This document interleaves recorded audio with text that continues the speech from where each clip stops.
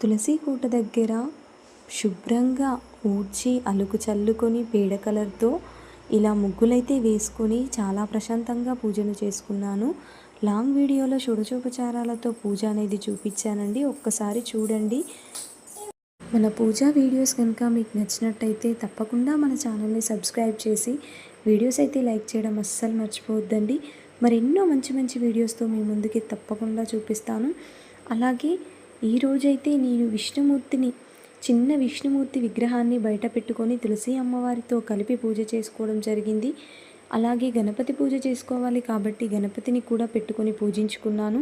ఇలా గణపతి పూజ, విష్ణుమూర్తికి, తులసి అమ్మవారికి కలిపి షోడశోపచారాల పూజ ఎంతో బ్రహ్మాండంగా ఉన్న దాంట్లో ఆర్భాటాలు లేకుండా చేసుకున్నాను.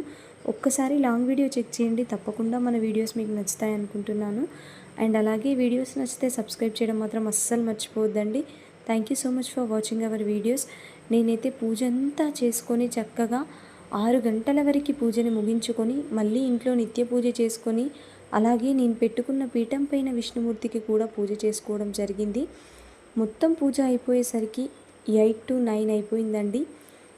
ఎర్లీ మార్నింగ్ 3కి లేస్తే 9 వరకు పూజలు అనేవి చేసుకోవడం జరిగింది.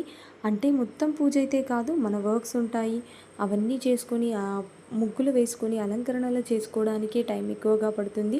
మనం షోడశోపచార పూజ చేసుకోవాలంటే 10 నుండి 15 నిమిషాల సమయం సరిపోతుందండి. సో తప్పకుండా అందరూ చేసుకోవడానికి ప్రయత్నించండి.